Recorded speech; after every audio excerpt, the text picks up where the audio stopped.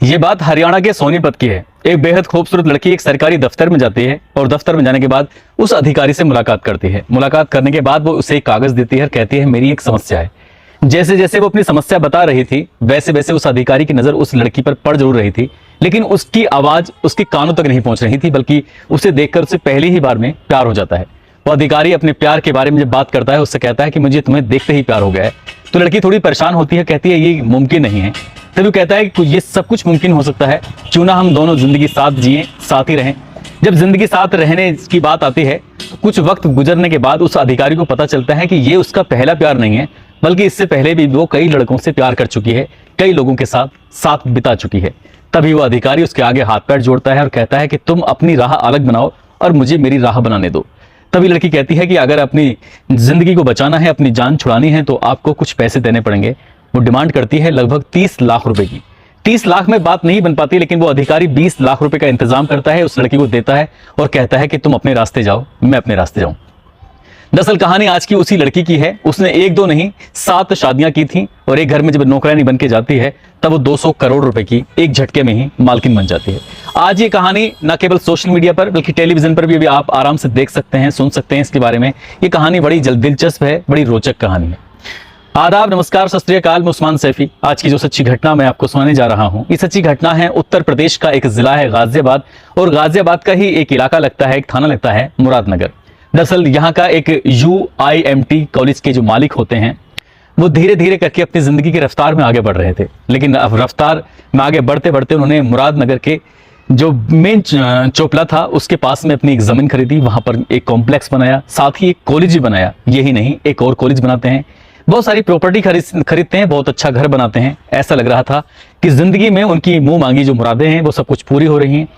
2 बेटे होते हैं, एक बेटी होती है।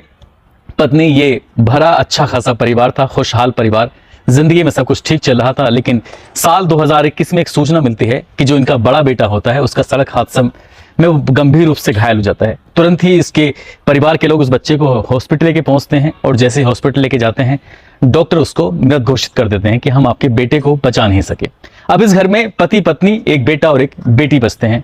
वक्त आगे बढ़ता है लेकिन बेटे की मौत को पिता बर्दाश्त नहीं कर पा रहा था, और जैसे जैसे वक्त आगे बढ़ रहा था तो पिता भी बीमार रहने लगता है और बीमारी के चलते उसके पिता की भी मौत हो जाती है। ये ऐसा लग रहा था कि इन्होंने थोड़ी बहुत नहीं, लगभग 200 करोड़ रुपए की संपत्ति इन्होंने अर्जित की थी, 2 कॉलेज बनाए, कॉम्प्लेक्स बनाया, बहुत सारे सब कुछ इकट्ठा कर लिया था। लेकिन पहले बेटा फिर पिता, इनकी मौत होने के बाद फरवरी 2023 का ये वाकया है। अचानक ही जो इसकी घर की मालकिन होती है जिनका नाम होता है सुधा सिंह, वो बहुत ज्यादा बीमार हो जाती हैं। आनंद फानन ही उन्हें हॉस्पिटल लेके जाते हैं। हॉस्पिटल ले जाने के बाद पता चलता है कि जब डॉक्टर उनका चेकअप कराते हैं तो उन्हें 3rd स्टेज का कैंसर पाया जाता है और हालत बहुत ज्यादा गंभीर होती है। ये अपने दिल की, अपनी मन की परेशानी किसी से बयां भी नहीं कर सकती थी। हालांकि बेटी की शादी कर दी थी और बेटे की यानी कि जो छोटा बेटा होता है उसकी भी शादी कर दी थी साल 2022 में धूमधाम से शादी कर दी थी, सब कुछ ठीक था। अमरोहा की वो लड़की थी और जब उस लड़के से जिसका नाम शिवम होता है उससे शादी होती है, सुहागरात की सेज पर उसे पता चलता है कि उसका पति केवल विकलांग ही नहीं है बल्कि दिमाग से भी कमजोर है। और जो सुहागरात पर वो अपने पति को जिस रूप में देखती है वो अपने पति को उसी रात छोड़कर हमेशा के लिए चली जाती है। कहती है मुझे इस घर में रहना ही नहीं है। अब पहला एक बेटा मर चुका है, पति मर चुका है, एक बेटा मंदबुद्धि है, बेटी की शादी हो चुकी है।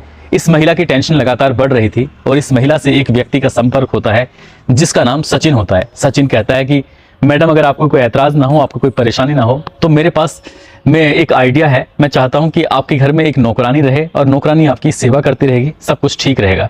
बस ऐसे ही कुछ था। नौकरानी आती है जिसका नाम प्रीति होता है। प्रीति वाकई बेहद खूबसूरत लड़की होती है।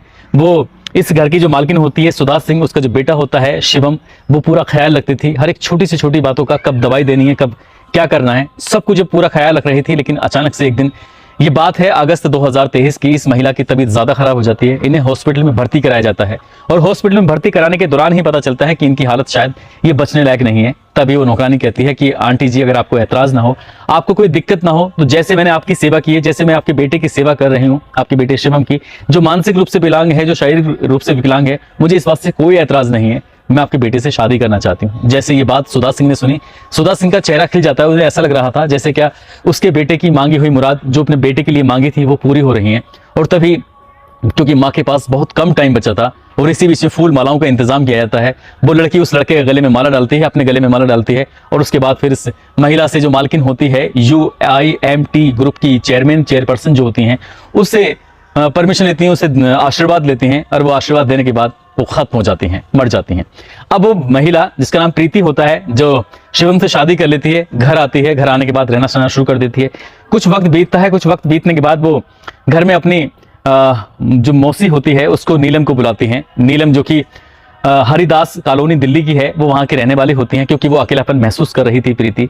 साथ ही वो अपनी एक वो रिश्तेदार होती है जो सचिन है, उसकी बहन होती है, प्रवेश को बुला लेती है। अब घर में ये महिला आराम से रह रही थी, शिवम भी साथ साथ रह रहा था, सब कुछ ठीक ठाक था। 7 अगस्त 2023 को जो आकांक्षा है, डॉक्टर आकांक्षा, इस सुधा सिंह की बेटी होती है जिसकी शादी हो चुकी थी, वो घर आती है। घर आकर देखती है, देखती क्या है कि इस घर में प्रीति सिंह, उसकी मौसी, उसके एक और रिश्तेदार, 3 महिलाएं घर के अंदर हैं, शिवम भी घर के अंदर है। तो वो कहती है कि मेरी माँ तो खत्म हो चुकी है, मर चुकी है, अब यहाँ कोई कुछ है नहीं, तुम्हें यहाँ से जाना चाहिए। जैसे जाने की बात आती है तभी वो कहती है कि प्रीति सिंह बताती है कि मैंने तो शादी कर ली है तुम्हारे भाई से, और तुम्हारे भाई की मैं सेवा करती हूँ, उसका पूरा ख्याल रखती हूँ, ऐसे कैसे तुम निकल सकती हो, मैं इस घर की मालकिन हूँ।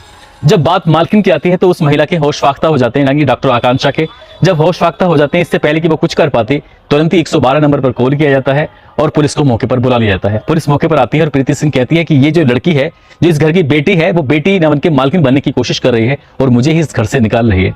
जैसे ही पुलिस ये बात सुनती है, पुलिस इस मामले को गंभीरता से लेती है और डॉक्टर आकांक्षा को फटकार लगाकर वहां से निकाल देती है। लेकिन डॉक्टर आकांक्षा अब शांत होने वाली नहीं थी, वो सीधा पुलिस कमिश्नर के पास जाती है और कुछ कागज दिखाती है।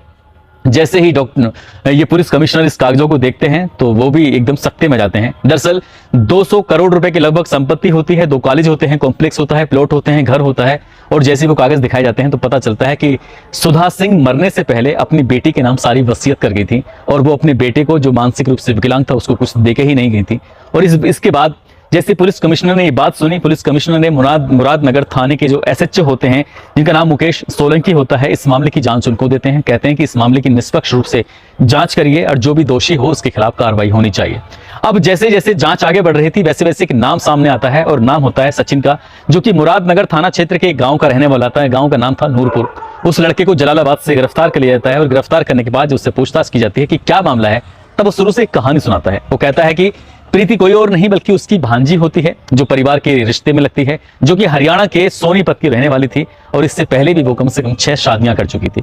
जब बार बार शादी करती थी तो उसने कहा कि अब तुम्हें बार बार शादी करने की जरूरत नहीं, बल्कि एक ही बार एक ऐसी शादी करो जिससे कि तुम रातों रात अरबपति बन जाओ। उसमें से कुछ हिस्सेदारी हमारी होगी, कुछ हिस्सेदारी तुम्हारी होगी। तो सचिन ने अपनी भांजी को सोनीपत से बुलाता है नौकरानी के रूप में, और जो मालकिन होती है, यानी कि जो UIMT ग्रुप की चेयरपर्सन होती है, सुधा सिंह के पास लेके जाता है। कहता है कि ये तुम्हारी बहुत अच्छी सेवा करेगी, बहुत अच्छी खानदानी लड़की है, लेकिन परिवार के लोग इसका साथ नहीं दे पाए, इसलिए बहुत परेशान। किस तरह के बहाने बनाकर उसने उस घर के अंदर से नौकरानी रखा और प्रीति ने इतना ख्याल रखा इस पूरे परिवार का जिसका कोई जवाब नहीं था। लेकिन जैसे वो शादी की बात कर रही थी तो कहीं ना कहीं सुधा सिंह को ऐसा लग रहा था कि यहाँ कुछ ना कुछ जरूर दाल में काला है, और इसलिए वो अपनी बेटी आकांक्षा के नाम अपने घर की सारी संपत्ति नाम कर जाती है। क्योंकि उसे लगता था, क्योंकि अमरोहा से जो उसके बेटे शिवम की शादी हुई थी, वो एक रात उसकी बीवी रुकती है और वो छोड़कर चली जाती है। तो उसे लग रहा था कि प्रीति को जो उसके बेटे से नहीं बल्कि उसकी दौलत से प्यार है, इसलिए वो अपनी बेटी को सारी संपत्ति दे जाती है। पुलिस यानी कि SHO मुकेश सोलंकी जब इस प्रकरण की जांच कर रहे थे तो प्रकरण की जांच करने के बाद पता चलता है कि इसने एक सरकारी अधिकारी से प्यार की फीगे बढ़ाकर उससे 30 लाख की डिमांड की थी और 20 लाख रुपए उससे हत्या लिए थे। इस तरह से उसने 1-2 नहीं 6 शादियां उसने हरियाणा के अलग अलग हिस्सों में की और ये 7वीं शादी थी जिसको इसने शादी का नाम दिया था। बस जैसे फिल्मों में दिखाते हैं कुछ देर के लिए एक्टिंग कि लड़की के मांग में सिंदूर भरा और शादी हो गई, जैसे 2-3 बार बोला कबूल है और शादी हो गई। बिल्कुल फिल्मों की तरह शादी की थी। ना तो कोई फेरे थे, ना कोई मंत्र था, ना कुछ बात थी, ना कोई रिश्तेदार थे, ना कोई फंक्शन वगैरह था, कुछ नहीं था। और हॉस्पिटल के उस कमरे में बस खड़े होकर 2 मालाएं गले में डाली और आशीर्वाद ले लिया। कहा कि आज से हम दोनों दूल्हा दुल्हन है। उस लड़के को यह भी नहीं मालूम था उसकी शादी हो चुकी है नहीं हो चुकी है। वो लड़का आज भी सुरक्षित है जिसका नाम शिवम है।